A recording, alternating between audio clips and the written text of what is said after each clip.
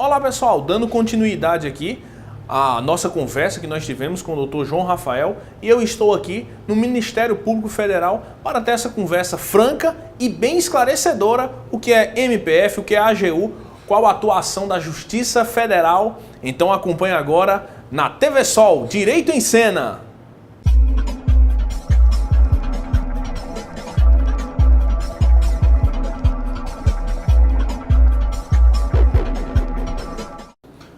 Muito bem, falando na carreira jurídica, o senhor já está, o doutor já está como membro do MPF há algum tempo, já tem larga experiência.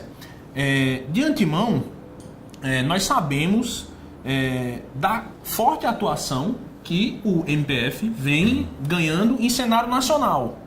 Haja vista a Lava Jato. Temos muito falado no juiz federal Sérgio Moro.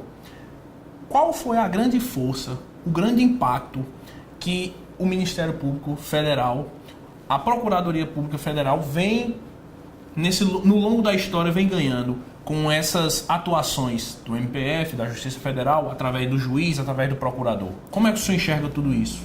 Primeiro, uma explicação, né? Às vezes é difícil para a população entender determinadas coisas pelo histórico do Brasil, né? Um histórico ainda recente, de um passado ditatorial em que não havia muito bem clara para a população divisão das atribuições. Primeiro, a gente precisa entender o seguinte, que o procurador ele não julga, certo?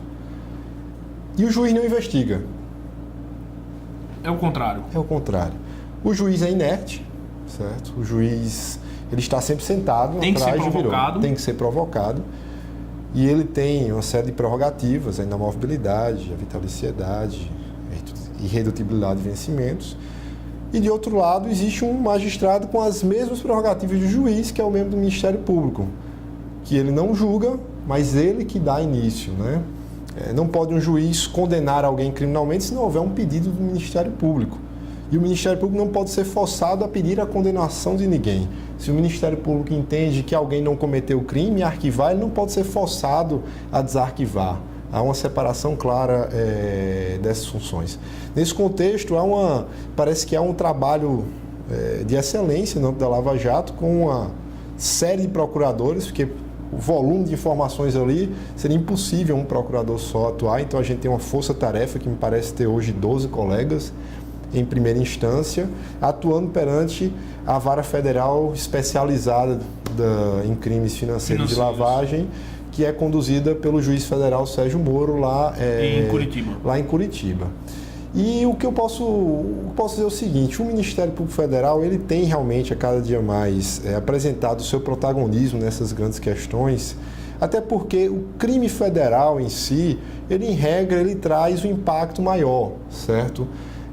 O desvio de verba pública federal, em regra, é maior. A União é maior. Verdade. A União tem mais recursos, a União tem mais possibilidades. Por causa disso, os crimes, quando se tornam crimes federais, como regra, trazem uma problemática muito maior. E o Ministério Federal nunca tem se furtado. Isso é algo que temos que reconhecer. O Ministério Público sempre tem sido, os procuradores da República sempre têm sido destemidos, não tem se acovardado, tem sempre, graças a Deus, tido o apoio da população, o apoio da sociedade, e com esse apoio, com essa disposição e com a capacidade que é necessária para se ser um membro do Ministério Público Federal, temos conseguido ir a determinados lugares que não se foi antes, né?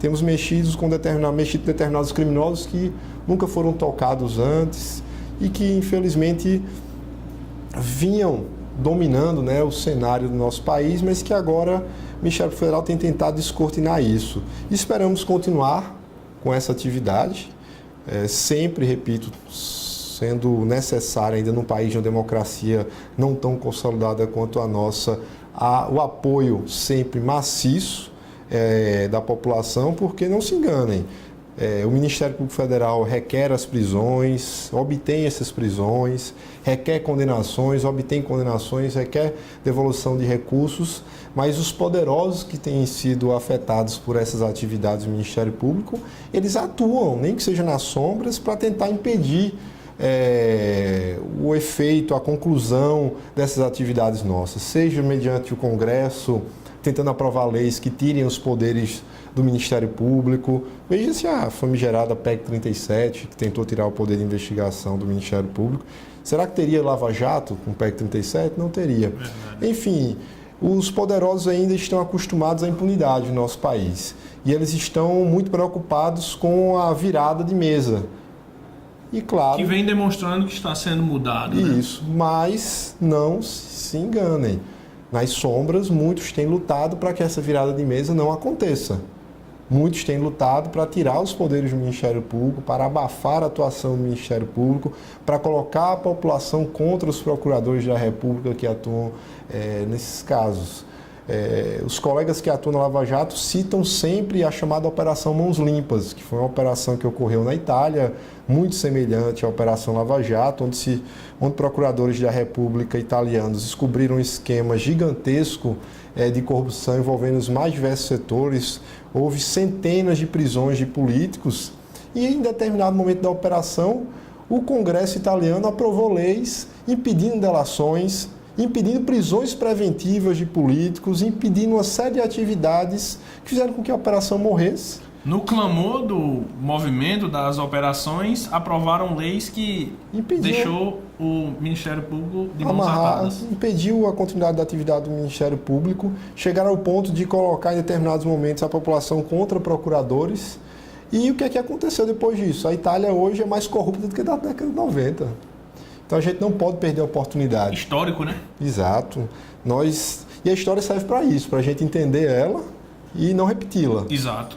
E tá aí o exemplo da Itália. A população brasileira não pode ficar apática, tem que ficar, na verdade, muito atenta para que não aconteça aqui o que aconteceu lá, né? Perfeito, excelente. Doutor João Rafael, infelizmente o nosso tempo é curto, mas nós teremos aqui bastante conversas, e uma conversa que a população realmente gosta de ouvir, gosta de saber como é que está a situação da política, a atuação do MPF. Isso é muito importante. Então, desde já, muito obrigado. Satisfação imensa ter recebido a gente aqui no seu trabalho, né? Muito obrigado mesmo. Eu que agradeço.